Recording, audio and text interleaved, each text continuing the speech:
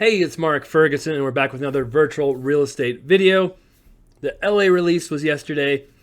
I was a little frustrated. I think a lot of people were frustrated with the prices and the bugs that came up with the release.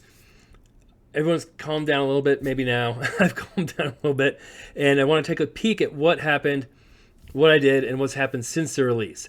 And I'm feeling better about the release now than I was before.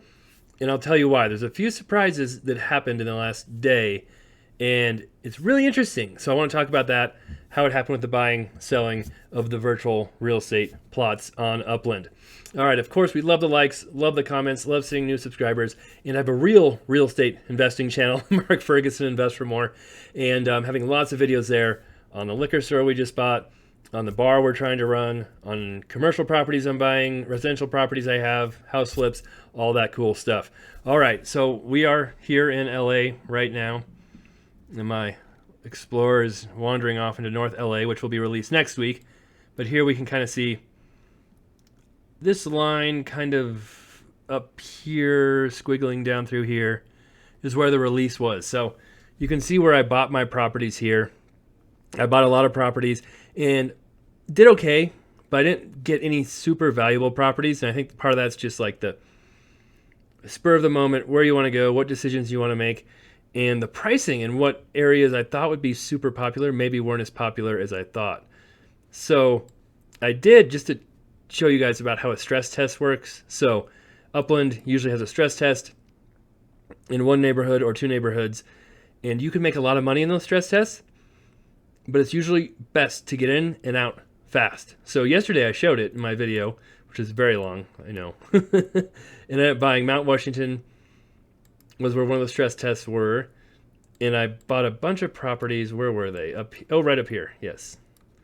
Along this line, my Block Explorer was going along this way, and I bought a lot of properties along here. And I ended up selling most of those. We can look back here. If we go to my messages, if I can scroll back long enough. Monte Vista, there we go. 27,000, 30,000, 25,000.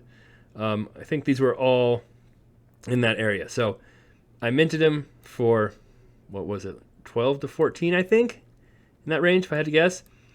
Sold them before the main release.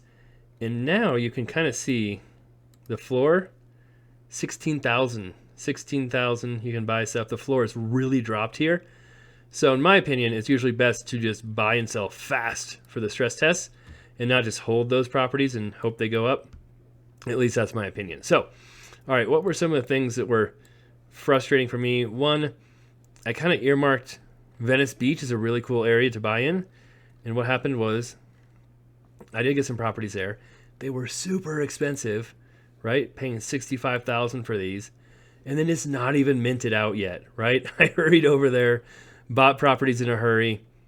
And if I would have just waited till today, I could have still gone over and minted properties. So this wasn't as popular as I thought it would be, or maybe it's just too expensive and too big. Bought some properties here, same thing, not minted out. Most of these aren't minted out. So it's not the end of the world. But I was very surprised at how slow some of this went. And maybe it's just because LA is so huge. You can see here, this was another area I thought would be good, not minted out.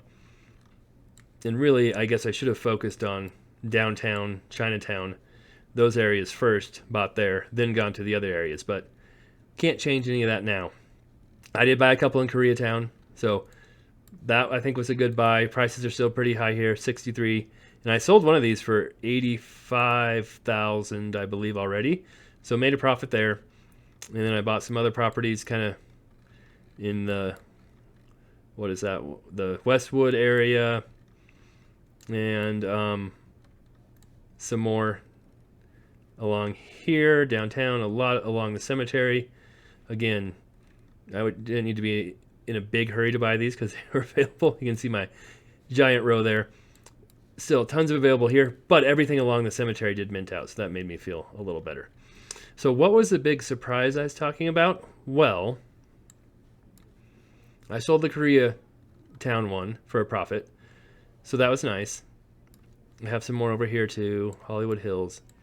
What's interesting is we're going to go into Westwood. So I have some of these properties for sale for $45,000. I bought them for like 39, 38. So very small profit. But you can see you can mint these right here. These are selling. I've sold a few of these in this area. So I'll show you my messages. LeConte Avenue, that's the one right up here, sold for $45,000. This one sold for $38,000. Another property sold for $10,250. We'll show you that. Another one sold here. So even though, now none of these I'm not taking a loss on, I'm making a profit on all of these. You can come in here and mint any of these properties for cheaper than you can buy mine for, but people are still buying them. So I don't know if it's people in different towns who, don't have their Explorer here to mint, or what the reason is, but we've sold a number of properties here.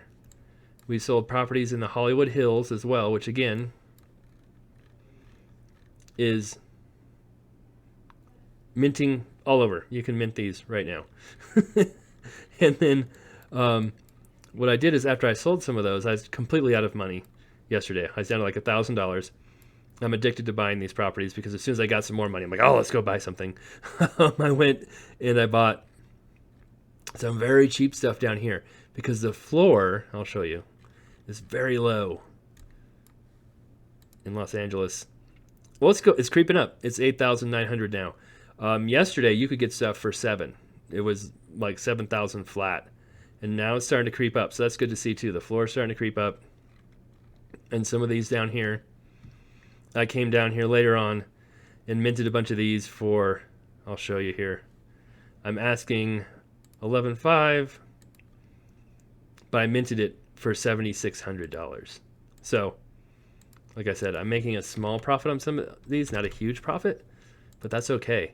And this area right here is starting to kind of mint out, except for the FSA properties, which you can't buy unless you have less than 100,000 net worth. But if we scroll in, the bigger ones are available if you want to pay $8. That's hardly anything compared to the rest of LA. But most of the smaller ones are minting out. So there's still some areas where you can mint stuff for cheaper.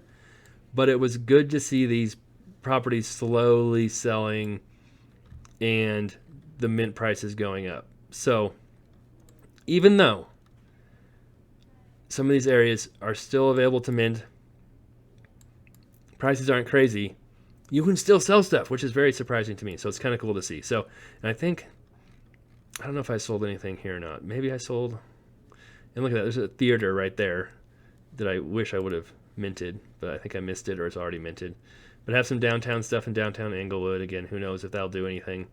And then one interesting thing I did too, if I can find them, is I didn't really target any streets either. I kind of targeted Melrose and some others, but they just sold so fast I didn't get any. You can still buy stuff on Crenshaw. Now, I don't know if Crenshaw would be a collection, but it's one of the most popular streets in LA. And sometimes Upland, doesn't always pick the most obvious choices for streets. You can come down here and mint properties all over the place on Crenshaw still. So, could that be a collection? Maybe not, but it's possible. So that was kind of interesting too to see properties on a pretty popular street still available to be minted. So I'm not as disappointed as I was yesterday in my choices in minting. It's so expensive. It's kind of crazy to figure out what to do. And I've heard from people on Discord, they bought 3 properties and spent $2 million upix. I'm like, holy cow, that's crazy. So it is interesting how it went down. It's so huge. It's just gigantic. We have one property in Hollywood that I spent a ton of money on, $200,000 on, that I do have for sale for $375. I don't know if that'll sell, but yeah, I was trying to mint Melrose, and those just went so fast. They're gone, and I was right there. My guy was there, available to do that too. So very competitive.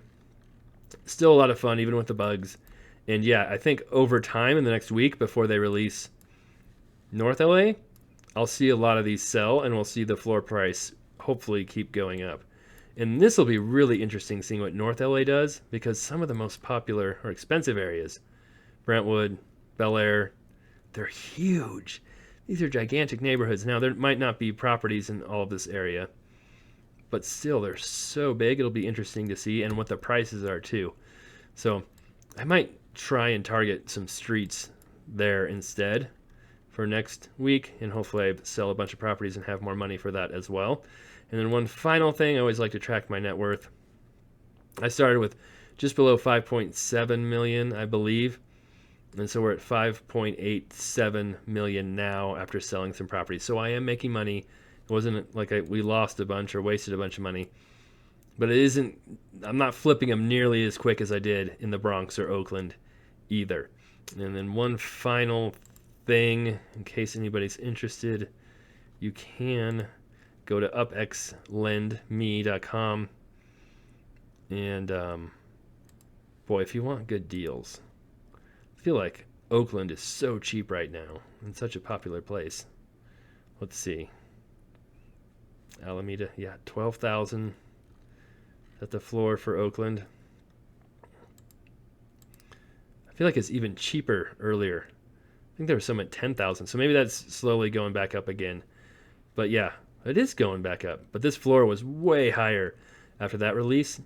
Dropped way down for the LA release, and now it looks like it's creeping back up again now that the LA release is done. So if you want to do some flips, do some investments, a lot of times you can get really cheap properties in other cities when there's a new release, because people focus on the new cities and try and get liquid for those new cities, so they'll sell their other properties for less than they might. Again, the Bronx floor is at 12, and it was up over 15, I believe, a couple of weeks ago. So that's interesting to see as well.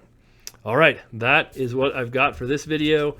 Love to know how you guys did during the LA release, what's happening with your properties now, what your plans are for North LA as well. Love the likes, love the subscriptions, love the comments. We'll be back with many more videos coming up here soon.